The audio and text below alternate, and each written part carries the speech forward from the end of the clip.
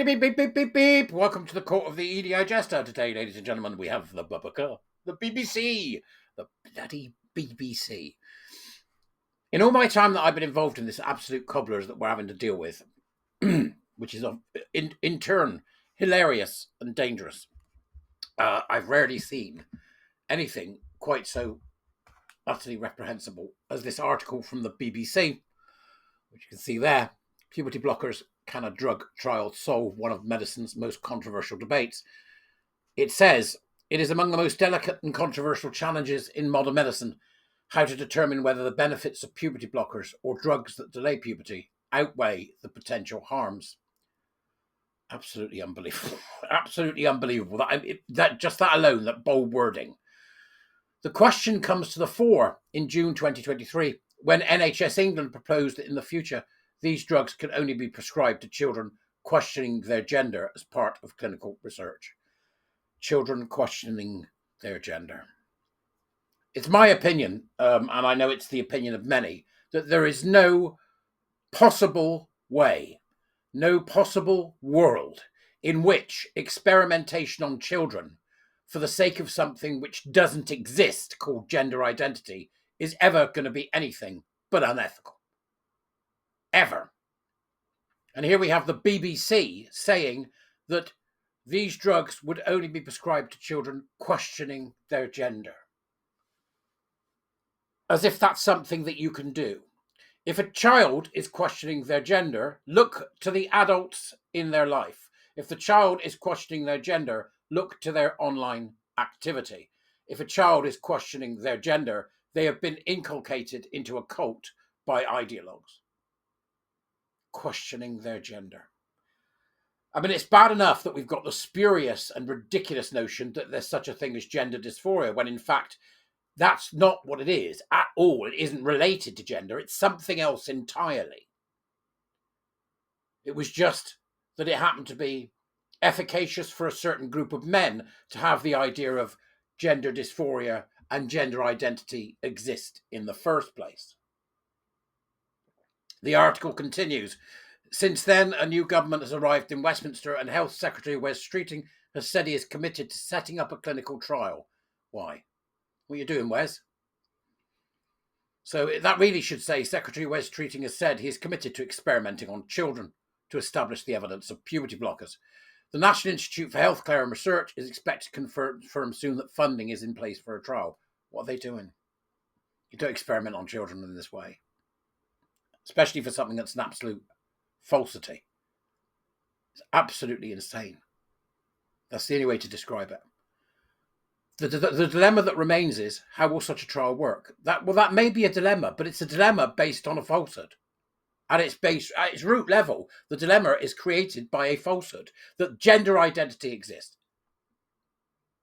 And that there is ever a way to deal with someone who is so ill that they think they're in the wrong body.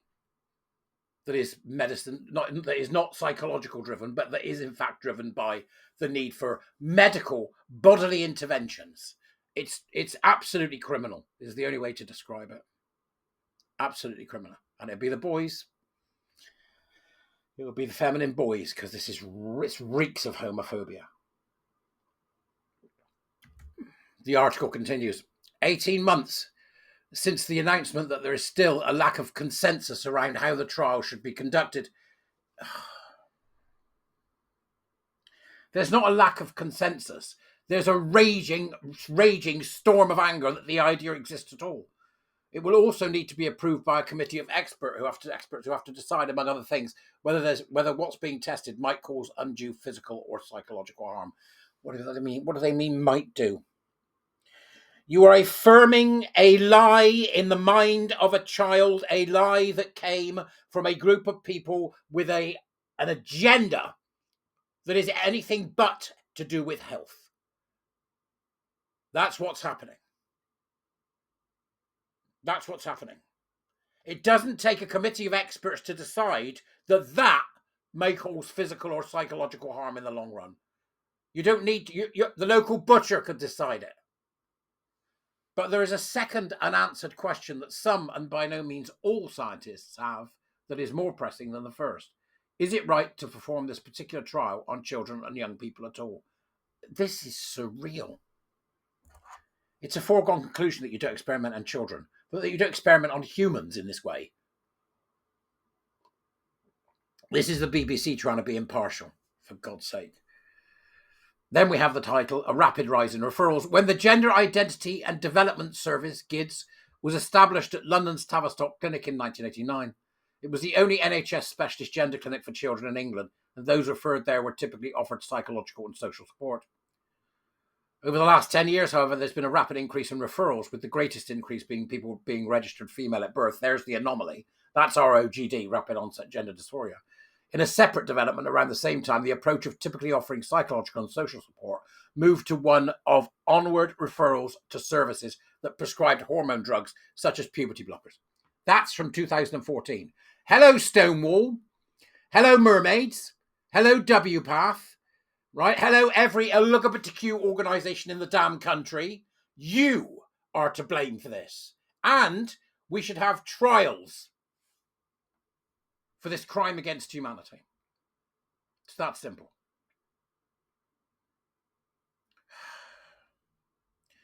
Known scientifically as gonadotropin-releasing hormone analogues, puberty blockers work on the brain to stop the rise in sex hormones, estrogen and testosterone, that accompany puberty. For years, they were prescribed to young patients with gender dysphoria, those who feel their gender identity is different from their biological sex. For years, they were prescribed to young patients with gender dysphoria. Were they? Were they really for years? For the 10 years you're talking about, possibly. Those who feel their gender identity is different from their biological sex. It should say those who feel they have something called a gender identity, which doesn't exist, they only have personalities, is different from their biological sex. But in March 2024, NHS England stopped the routine prescribing of puberty blockers to under 18 as part of an overhaul of children's gender identity services. What should have happened in March 2024, post-CAS, is the closure of all services relating to gender. Every single last one. NHS England said in a policy statement, there is not enough evidence to support the safety or clinical effectiveness of PSH, puberty-suppressing hormones, to make the treatment routinely available at this time. The ban was later tightened to apply to private clinics as well. In April 2024, a review of gender identity services for children and young people, led by Dr. Hilary Cass, a past president of the Royal College of Paediatrics and Child Health, published its final report, which called out the field of gender care for not taking a cautious and careful approach. There is no field of gender care, right? It's all a con. The whole thing is a con. There is no such thing, and it's immaterial. It doesn't need to exist, right? It should be subsumed into normal psychological help for mental illness, and that should be all. That should be all. We've got companies advertising that they'll do this sort of thing now. There's a company advertising it in Manchester. I tweeted about it yesterday, right? We've got people putting about gender euphoria and how wonderful it is and how it should be promoted. We need massive government action on this to ban this from the public square where it could be advertised or promoted in any form whatsoever. You wouldn't allow promotion of genital mutilation, of female genital mutilation. Can you imagine an advert that said, come and have your labia lopped off? Imagine it. But that's exactly what we're doing. We're allowing the advertising of genital mutilation. Cass also reported that the changes in practice at GIDS, away from one primarily relying on psychological and social support, was largely based on a single study that looked at the effect of medical interventions such as puberty blockers on a very narrowly defined group of children, and there was a lack of follow-up in the long term. We still haven't seen the follow-up. Elsewhere, some other countries were re-examining puberty blockers too. Scotland paused the use of them, while Finland, Sweden, France, Norway and Denmark have all re-evaluated their position on medical intervention for under 18s, including puberty blockers, to differing degrees. In other places, there is still support for the use of puberty blockers. The whole thing ends. This shouldn't be available to anybody. You don't get to cut up your body so you can defraud the public. Bloody con merchants. Oh. In medicine, when there is a genuine uncertainty as to whether the benefits of a treatment outweigh the harms, called equipoise, some ethicists argue there's a moral obligation to scientifically study such treatments, but there are some from across the debate who don't think there is equipoise in this case, which is the point I'm making. The BBC has learned details about the arguments that are going on around the concept of a trial and how it could look. Some argue that there is already evidence that puberty blockers can help with mental health, and that in light of this, it would be unethical to perform a trial at all, because this would mean some young people experiencing gender distress would not be given with them. There's no such thing as gender distress. There's something else wrong. There's something else. That's a symptom of a greater malaise. For God's sake, we're past this. We're past it. Dr. David Bell gave us clear understanding of this when he spoke in regards to what it is that causes this ridiculous belief. The World Professional Association of Transgender Health has expressed their concern about the trial for this reason. The BBC are talking about WPATH as if they are any experts in this when they've been absolutely exposed as being involved with bloody fetishists and God knows what. And the BBC are still treating them like they're players. Absolutely insane. Absolutely insane. They support the use of puberty blockers, cross-sex hormones and surgery. Of course they do. Of course they do. They support people being eunuchs as well. This is a bunch of sadists. WPATH, who have faced increasing criticism of their guidelines for some clinicians, say that it is ethically problematic to make participation in a trial the only way to access a type care that is evidence-based, widely recognised as medically necessary, and often reported as life-saving. That's just a lie. That's just a lie. You see, it's all very well for the BBC to do this, to go ahead and say, well, actually, let's try and get in the middle somewhere. They're not in the middle, right? You know the Overton window, the idea that there's left, right, and then there's centre, and people sort of move. And you remember the Overton window? Go look it up if you don't know. This is like the Overton trans window, okay? Let me tell you what the sensible position is.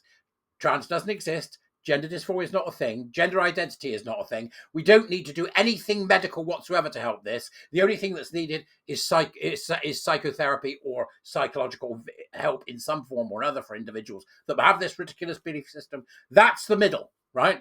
What the BBC have done is gone, well, that's the extreme view. They've taken the middle and gone, that's the extreme view.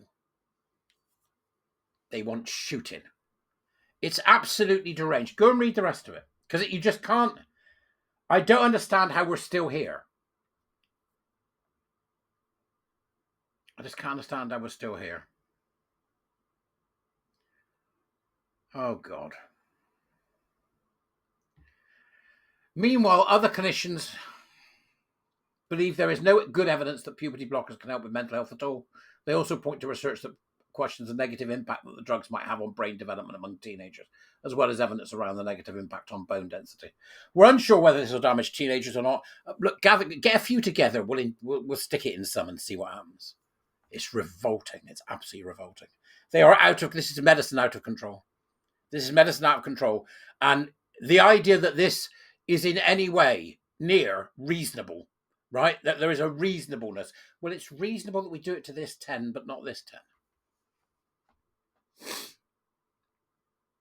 Dr. Louise Irvin is a GP and co-chair of the Clinical Advisory Network on Sex and Gender, which says it is cautious about using medical pathways in gender dysphoric children. She says, given that puberty blockers by definition disrupt a critical natural phase of human development, the anticipated benefits must be tangible and significant to justify the risk to children. In pushing ahead with a puberty blocker trial, we are concerned that political interests are being prioritised over clinical, ethical and scientific concerns and over the health and well-being of children. The NHS Adult Gender Services holds data that tracks 9,000 young people from the youth service. Some argue that this should be scrutinised before any trial goes ahead, as it could provide evidence on, among other things, the potential risks of taking puberty blockers. The potential risk of taking puberty blockers is that you cement a trans identity in the child, and they go on to hurt their body and themselves. And then once they've hurt their body and themselves, they go on to hurt society.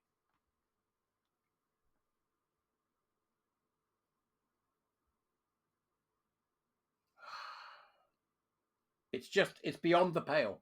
Gender medicine, no such thing. Gender, nonsense. Get it out of the NHS. It's got no place there. You can look at the rest of this in your own time. Just ban it all. That's what I say. Ban the bloody lot. But you'll let me know downstairs what you think. I'll see you later. Bye-bye.